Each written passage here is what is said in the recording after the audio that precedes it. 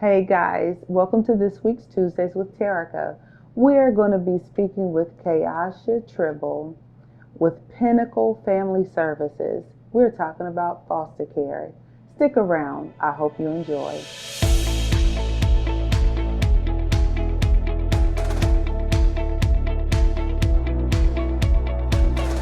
Hi guys, and welcome to this week's Tuesdays with Terica. Hey, I was out last week because I had some exciting things going on in my own personal life. We'll talk about that at another date.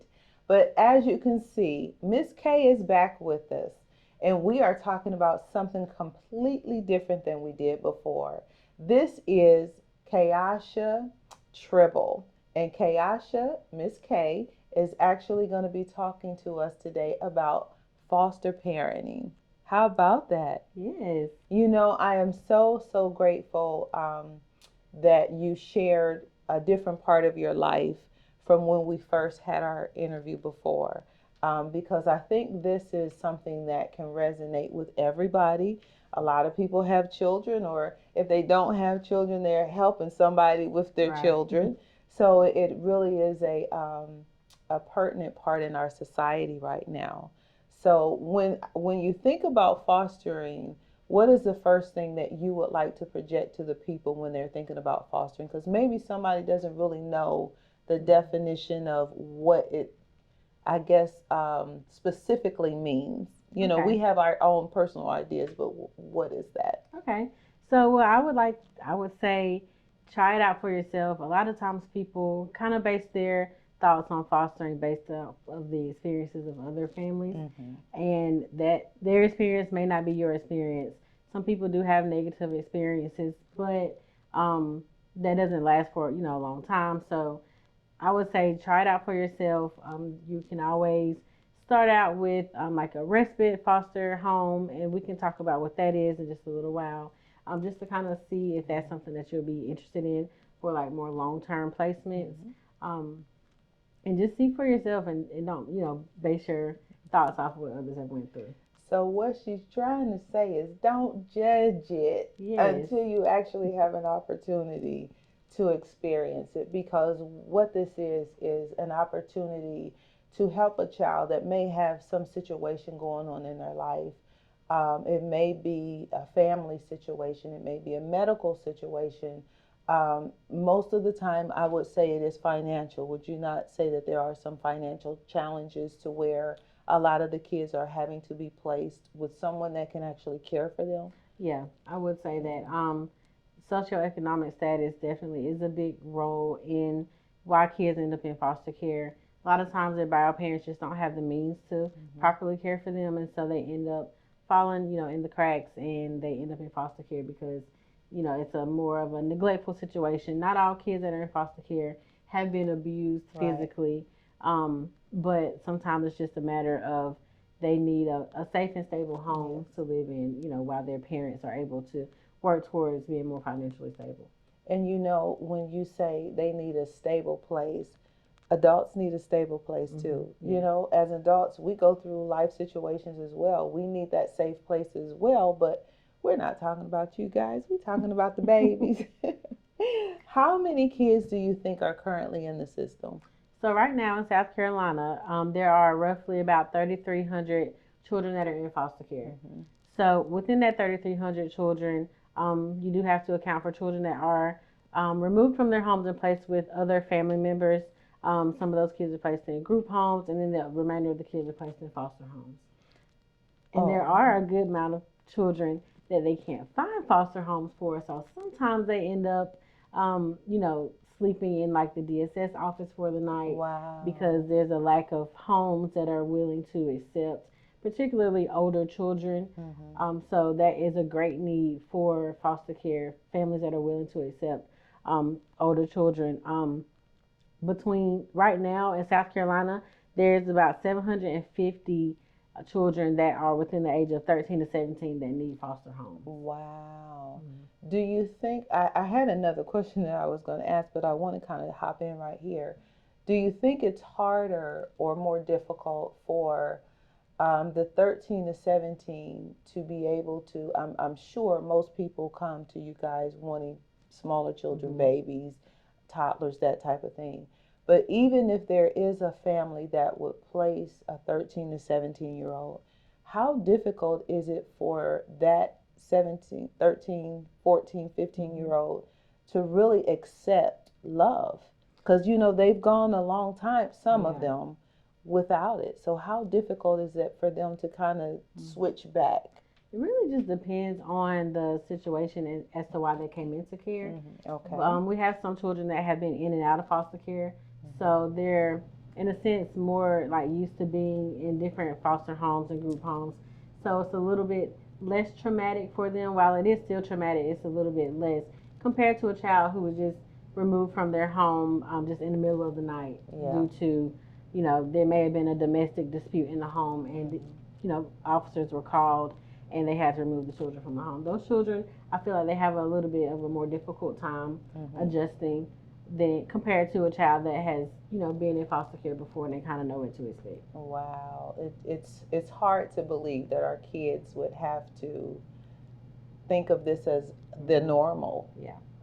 When there's so many families that I'm sure would want to help if they could. Some of us have gotten to a place of a certain age and don't really know that we have the patience, but nevertheless, it's hard to think that it's a normal thought for a young person. How many families do you think actually are able to be reunited with their children? Is that something, I know that's something that you guys kind of strive for, but does that realistically happen? Yeah, that is the main goal for foster care, is to reunify the children with their birth family.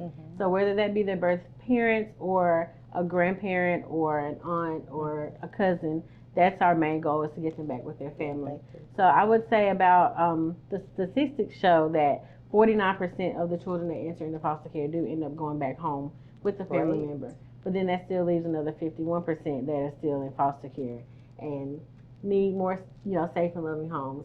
Which, in certain situations, children do remain in foster care for a longer period of time. If that does occur, then the state does move towards terminating the parent's parental rights, so that that child can be up for adoption, so they can have a more permanent, stable home. Gotcha. And a lot of times, with children, if they've been in a foster home for a number of years and their parents' rights have been terminated, then foster parents do step in and adopt that child. And so that ends up being their forever family. Well, that's really good, and I didn't really know that usually is something that actually happens. So we've got a lot going on in our community, and we're not promoting anything, just kind of having conversation. But when you are faced with same-sex homes, single family homes, where there's a difference, how do you guys address situations like that? Okay, so in that aspect, we would really look for what would be the best fit for the child. So sometimes we have situations where there's single children and they do better in single parent homes. Gotcha. Versus one child may do better with a two-parent home. Gotcha. So we look at that aspect. As far as same sex, we don't discriminate on that at all. We place children in their homes the same way we would with a husband and wife. Is there a conversation that you have with the child if they have not had that experience before? It could be. Depends on what they've been exposed to. Some children, they may not find that being something that's more normal. And if it is a situation like that, then we would definitely have a conversation with the child, see how they feel about the situation, because we don't want to place them anywhere that would make them uncomfortable. Correct. So if they're okay with that, then we would move forward with that placement. Wow. So what encouraged you to go into this field? Because this takes a lot of heart. It takes a lot of love and compassion. Right. So what was the thing that? So as a child, my first job, I worked in a daycare. Okay. And I worked there all the way up until I graduated high school. And when I went to college, I was trying to think of a degree that I could have that would allow me to continue working with children. Okay. I wasn't really interested in teaching, so that was out of the window. But so I kept thinking even more. So then I talked to some, advisors at school, and like social services, that was one of the things that they suggested. Okay. So being a social worker, working in group homes with kids, those were all avenues that I could explore. So I decided to get a degree in psychology, and whenever I was doing that, my minor was also child advocacy studies. So I had to have an internship. So I interned at a group home that was local to me. And when I interned there, that's when I knew I wanted to work in this field because I really enjoyed interning there. And I ultimately ended up getting a job there and working there for many years. And then from there, I just kind of moved on throughout the system of doing different things. I've worked with the Department of Social Services with adoptions, and now I work with Pinnacle Family Services, which is an extension of Help Connect America. And we license families to be foster parents. We offer extensive training. Okay. We have other services. We have therapies, community outreach programs. We have all kinds of programs that we work with, but I license foster parents. Okay. So I also work with the kids. So once I place a child in the home, I still work with them and the family to just make sure that it's a good placement and keep everything stable.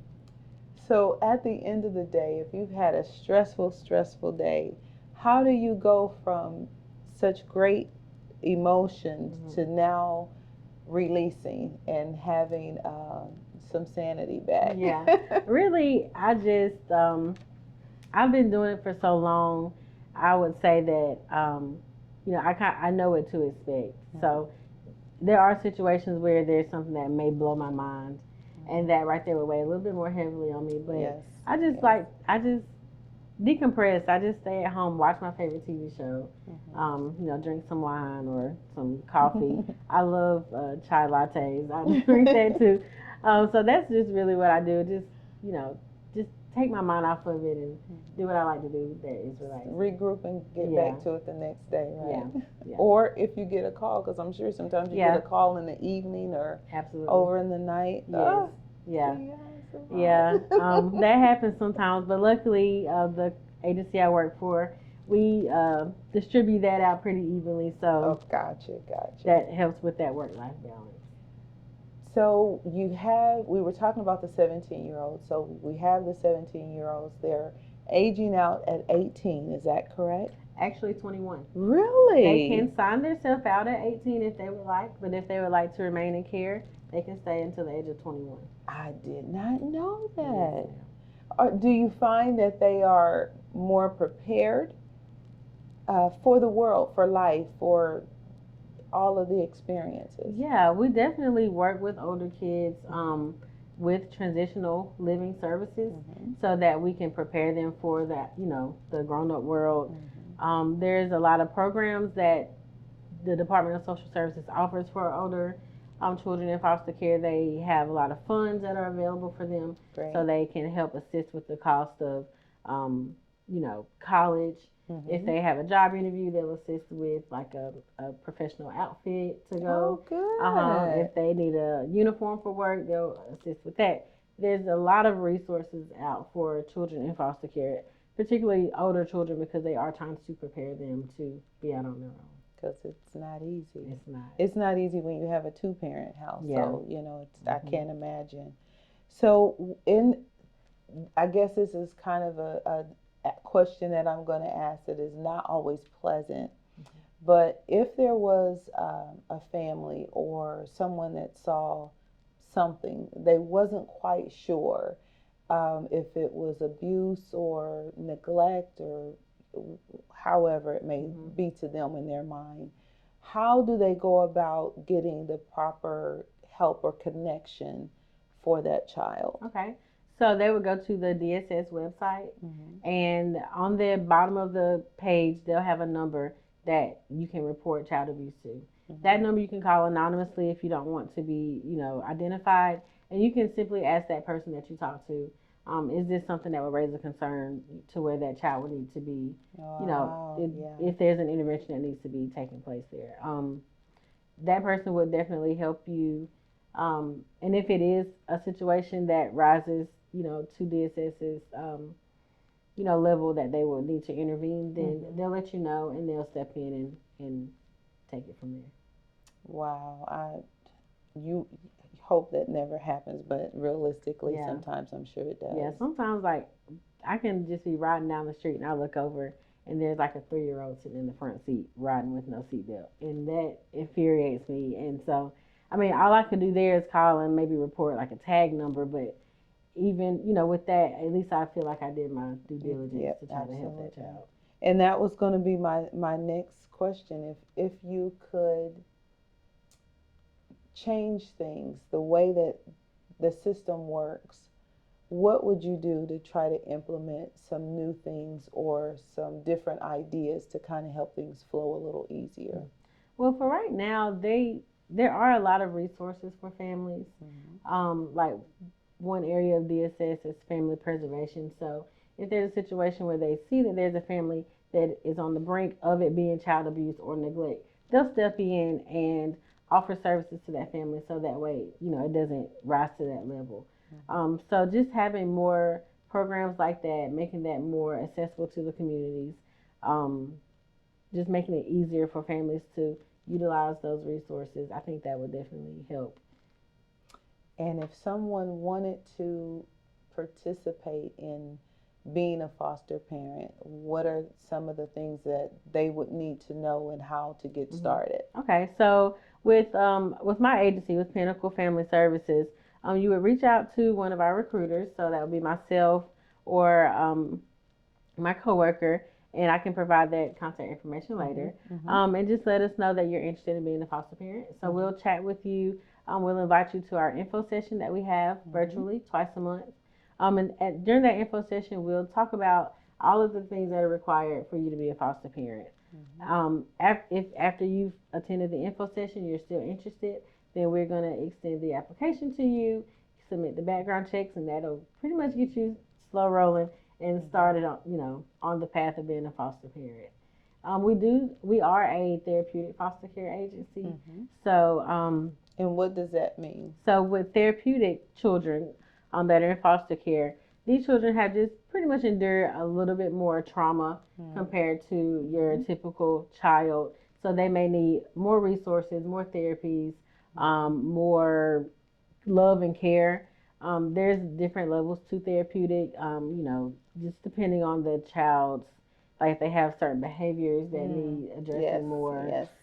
So we focus on caring for those therapeutic children. A lot of times older children are therapeutic just because they're older, so they understand more. So they display, different behaviors and, different situations occur, and, it just pretty much makes it more of a therapeutic situation. So that's how I would describe therapeutic foster children. Well, I think that this is really a wonderful conversation to have, because again, sometimes people want to be a help and they don't know where to get started. So I know you said you would share your information. So now I'd like for you to share your information. If they wanted to get in contact with you to start the ball rolling, to be able to be of assistance, how can they find you? So you can give me a call or a text, and my number is 864-913-2070. Again, my name is Kay Tribble, or you can call me Kay. That's the easiest way to get in contact with me. You can shoot me an email. It would be kayasha.tribble@pinnaclefamilyservices.org, and that is KYASHA.TRIBBLE. Wonderful. Let me ask you one last question, Miss Kay. Do you find that, because after some of your kids, I guess they've moved on because they're at a certain age. Do they contact you back ever to just kind of say hello? Yeah. And with that, what is the success rating for that? Well, just in my personal experience with working in group homes, a lot of the children that I've worked with, once they become adults, I would still see them around town and they would still talk to me. I'm friends with them on social media, so I keep up with them. And that way, there's, a few of them, they'll message me every now and again and just say, hey, Miss Kay, how are you doing? I had a baby, or, they're getting so old now that they're having babies. Makes me feel old. But, yeah, there's definitely a lot of success rates that, I don't know a specific number, but in my experience, I've seen a lot of children become successful. Even if, they had some stumbling blocks along the way, they still, they make it, and they do pretty well. Well, I always say, as long as they are still breathing, as long as we are still breathing, God's grace gives us another chance for another day, right? Hey guys, I really want you guys to reach out to Miss Kay. If you see anything, if you know anything about a child maybe not doing the best, or there's a situation that you're not really sure of, reach out to her and let her guide you through the steps as to what may be needed. If you're interested in being a foster parent or just looking into it a little closer, just reach out to her. Just get the information. Don't sit back and let this time pass you by, because you never know who you might be able to be an inspiration to. You never know who you might be a hope to. You never know who might need the love that only you can give. Okay, guys, this is Terica Talbert with Century 21 Blackwell and Company. I sponsored today's episode. Again, Miss Kay Tribble. We're talking about fostering. Have a great day.